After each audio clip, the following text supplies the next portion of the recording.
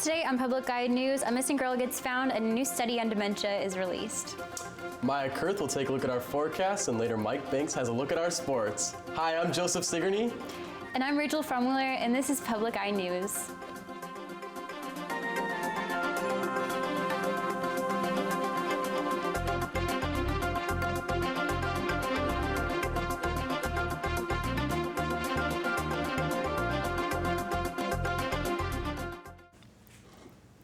Northern Michigan University has partnered with the Sorrell Endowment for the Musical Arts to host the Minneapolis Guitar Quartet in concert. Their sound transforms between moments of jazz piano, Finnish folk, classic compositions, and British pop. Members Joseph Hagedorn, Maja Rodavalia, Ben Kunkel, and Wade Owen frequently hold master classes and workshops in communities all over the country and have performed for nationally renowned programs such as National Public Radio's Performance Today, as well as for influential artists like Prince and J.S. Bach. The Minneapolis Guitar Quartet is scheduled to perform next Wednesday, the 25th, in the Reynolds Recital Hall on Northern's campus at 7:30 p.m. Tickets are available for the community, and admission is free for students with a valid NMU ID. Continuing with campus news, the old University Center has now been officially renamed the Northern Center. This exciting transformation was celebrated with a ribbon-cutting ceremony earlier today. Although the Northern Center is built upon the existing foundation and still includes some of the old facilities, the new name and beautiful renovations are something to be celebrated with the whole community.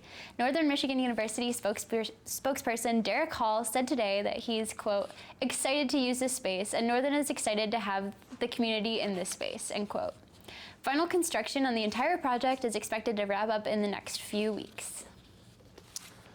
7 men were arrested in August following a human trafficking case. Investigation in the Northern Menominee County have pleaded not guilty in court.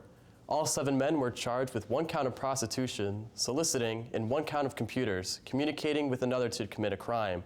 Those charges are both misdemeanors. The Upper Peninsula Substance Enforcement Team said law enforcement agencies initiated an operation by placing online advertisements on websites to use for prostitution. During the investigation, 32 individuals responded to the website with advertisements.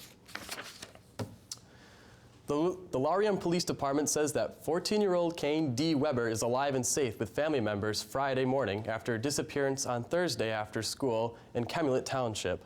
The Michigan State Police issued an endangered missing advisory after the disappearance and was found soon after. This summer has been a major headache for drivers navigating the ongoing construction on US 41 and M28, but Marquette County Sheriff Greg Zybert has some helpful information for motorists looking to sidestep those pesky orange cones. He says, quote, you can turn left on a one-way road at a red light, but you have to yield to oncoming traffic. You have to make sure there is no signage that indicates no left turn, and in general, just look both ways, end quote. As always, motorists are advised to remain patient with road crews, follow all posted signage, and exercise good judgment to avoid any potentially hazardous situations. The Michigan Department of Corrections has exercised suspicious haste to remove the sewer system from the site of the former Ojibwe Correctional Facility in Marinesco County. Contrary to their initial statements, the MDOC stated last March that it could no longer afford to maintain the unused sewer ponds on site.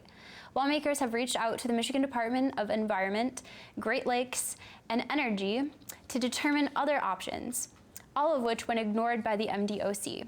Senator Ed McBroom even filed an affidavit against the department to get an injunction, but was denied. McBroom is quoted saying, I am disappointed and frustrated that the department has not been willing to work with lawmakers and locals on an amicable solution for all, end quote. The closure of the correctional facility has been a major economic loss for the whole of Gogebic County, and without the sewer system, the opportunity for repurposing the facility will be much more difficult. And after the break, we'll have your national and international news. Please stay tuned. Kids in crisis. You're not alone. When I was only 3, that I was sexually assaulted. A documentary following 4 young people and their experiences with mental illness and suicide. I wrote a goodbye note when I was 7 years old. Don't give up on yourself.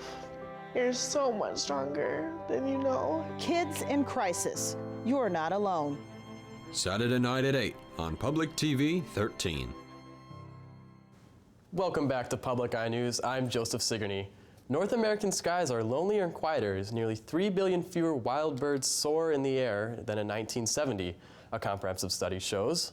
The new study focuses on a drop in sheer number of birds, not extinctions. The bird population in the United States and Canada was probably around 10.1 billion nearly half a century ago and has fallen 29% to about 7.2 billion, according to the study in Thursday's journal Science. A new worldwide dementia study reveals that some surprising misconceptions about the disease. As Sydney Palm reports from London, researchers hope their findings will lead to better treatment. Chris Maddox was diagnosed with early onset dementia 3 years ago after several strokes. One day I got up, I couldn't remember how to get dressed. And another time I was showering and I turned the shower off halfway through. The 63-year-old from Britain says to make matters worse, she felt her doctors and nurses ignored her concerns. They just dismissed me as though I was just making these things up. Chris's experience reflects the findings of a new worldwide report that shows about 50% of people living with dementia feel neglected by healthcare professionals. This is a massive problem. You know, we have 52 million people in the world living with dementia.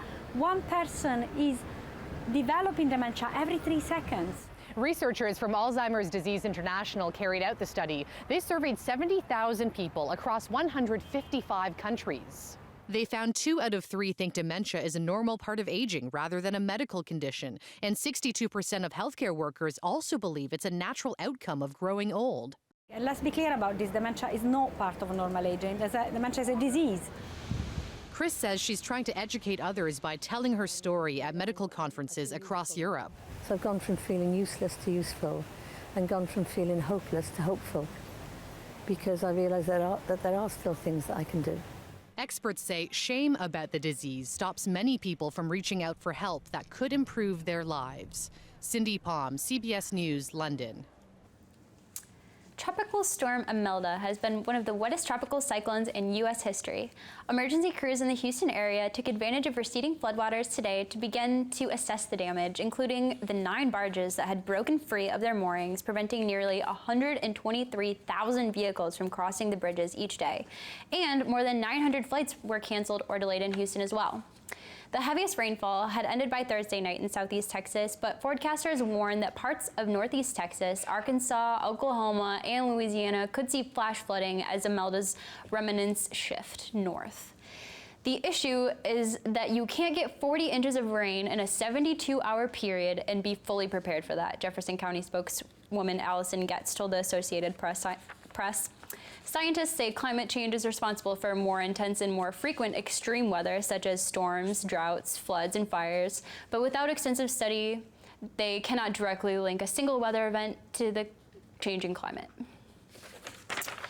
And the Trump administration and Congress are battling over a whistleblower's report claiming President Trump made an inappropriate offer of a foreign leader.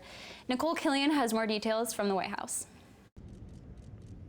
President Trump hosted Australia's Prime Minister at the White House as he comes under scrutiny for his conversations with another foreign leader, now at the center of a whistleblower complaint. I fight so strongly for this country. It's just another political hack job. CBS News has learned a call with Ukraine's president is part of a whistleblower's complaint, which the Trump administration has quashed. The acting director of national intelligence is refusing to hand it over to Congress. That's being withheld from us. And the president's only response is to attack the whistleblower.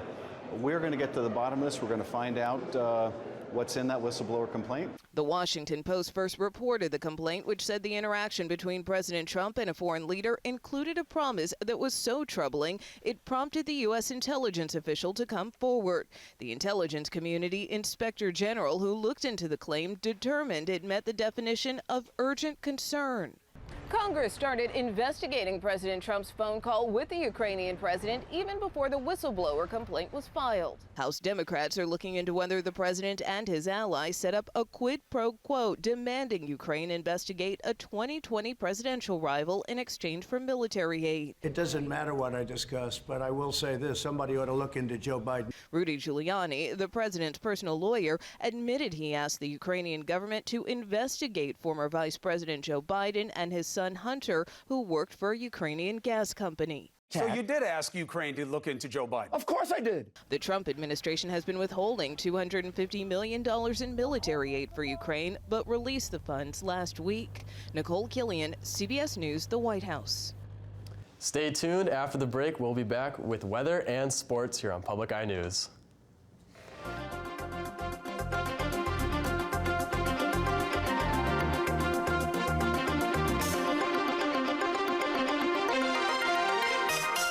Visit the countries and cultures that helped shape the music of our greatest composers with conductor-violinist Scott Yu. Join me to discover the secrets behind the greatest pieces of music ever written.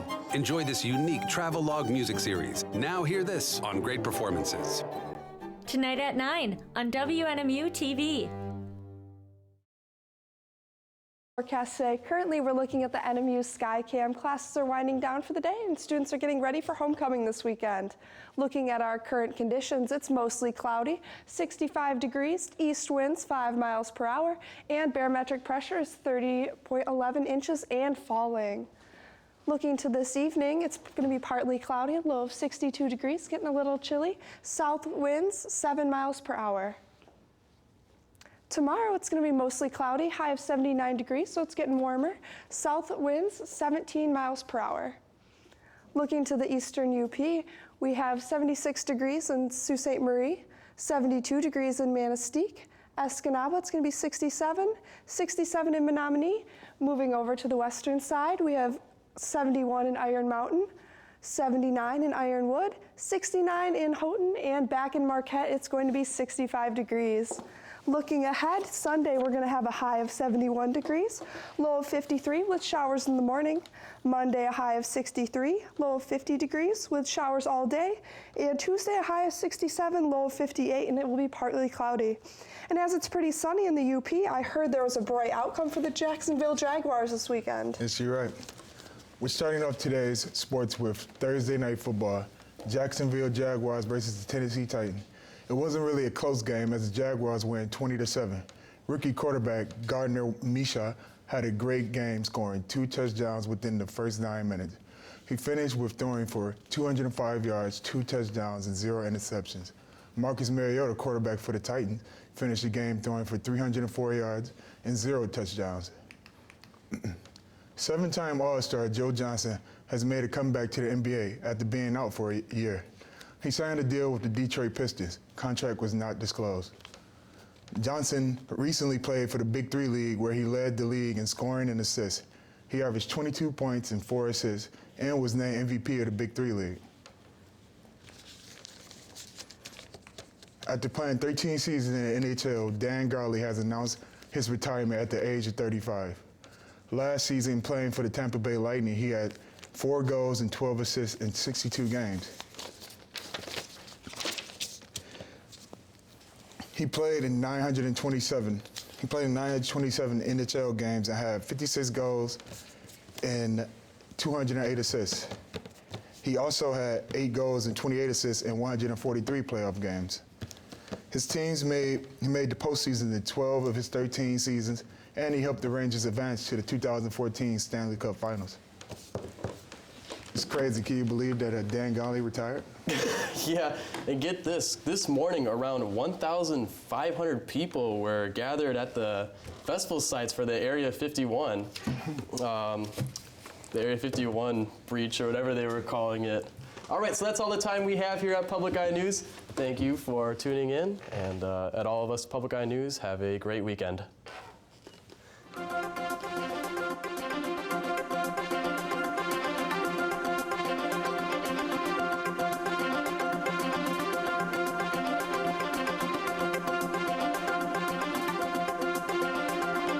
The preceding program was produced in studios located in the Edgar L. Hardin Learning Resources Center by WNMU-TV, Northern Michigan